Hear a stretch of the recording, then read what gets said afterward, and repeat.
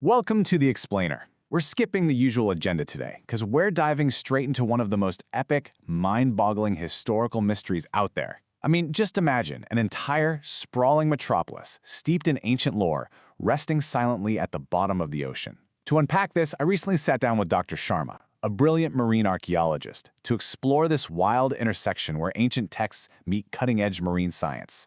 I started by asking him the million-dollar question. Did Lord Krishna's legendary city of Dwarka actually exist? As a documentary host, I absolutely love looking at how modern archaeology can confirm historical events mentioned in religious texts. So I asked Dr. Sharma, could an advanced coastal metropolis swallowed by the sea really be a factual event? And he told me that for the longest time, people just thought it was a captivating fable. But, when you actually start looking beneath the waves, the line between myth and reality, it gets super blurry. According to Dr. Sharma, to understand the science, we really have to grasp the myth first. The ancient epics, like the Mahabharata and the Bhagavata Purana, say the city faced some seriously devastating curses. Gandhari, who was mourning the destruction of her family after a massive war, furiously cursed Lord Krishna, saying his lineage would be destroyed just as hers had been. Combine that with another curse from some powerful ancient sages, and the Lord dictated that this magnificent city was doomed to literally be swallowed by the ocean the second Krishna departed the earth. And honestly, what a city it was claimed to be. The texts describe a staggering scale of wealth. We're talking 900,000 magnificent palaces, all decked out in rare jewels, silver, and gold. But it wasn't just rich, it was incredibly well planned. Legend says Lord Krishna asked the sea god for 12 yojanas of land, and the divine architect built these wide, grid-planned streets, highly advanced water systems, and self-sufficient maritime ports. It was an absolute powerhouse of trade. Okay, let's dive into this. For a long time, historians and scholars completely dismissed Dwarka. They looked at it as purely a religious myth, just poetic exaggeration without a single shred of physical proof. Dr. Sharma pointed out that skeptics in the 20th century were definitely the loudest voices in the room. But on the flip side, the ancient texts insisted it was a real, highly advanced metropolis located exactly on the western coast of India. So you had this massive standoff, harsh scholarly skepticism on one side and these incredibly detailed ancient claims on the other. So what actually changed? How did we get from outright doubt to serious marine science? Well, Dr. Sharma walked me through this fascinating chronological breadcrumb trail. Back in the 1930s, pilots and local divers started spotting these strange, straight-line shapes under the Arabian Sea. That sparked the very first excavations by the Archaeological Survey of India near Bet Dwarka in 1963. Then, a massive clue dropped in the 1970s, which eventually led to full-blown marine expeditions by 1983. That clue from the 70s? It was a total game changer. We're talking about the 6th century Simhaditya copper plate.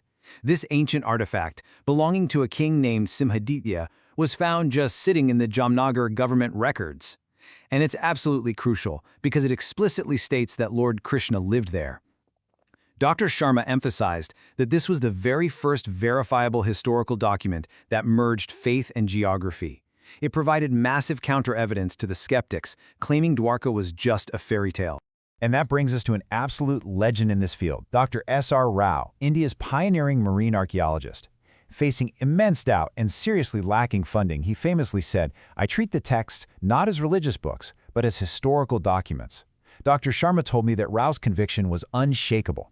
He argued that if we can excavate Rome, Athens, or Babylon based on ancient texts, we absolutely need to look for Dwarka.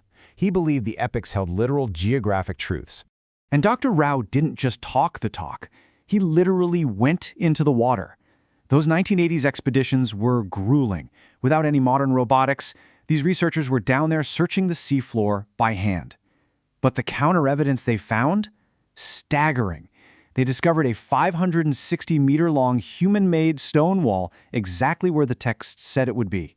They pulled up over 30 massive stone pillars, complex three-holed navigational anchors, proving it was a bustling port, and intricate terracotta seals.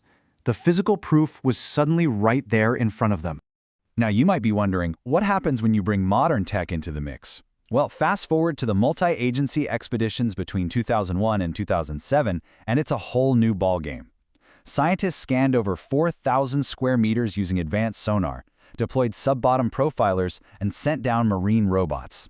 They didn't just find loose rocks. They mapped an entire underwater metropolis.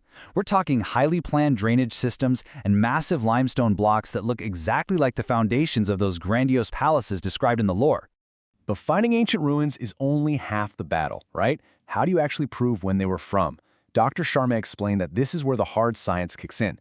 International labs relied on carbon dating. Now, instead of some boring textbook definition, think of it like this. All living things absorb radiocarbon. By measuring the properties of that radiocarbon in the organic materials found alongside the artifacts, scientists can determine their exact age. It literally puts an irrefutable timestamp on the ruins.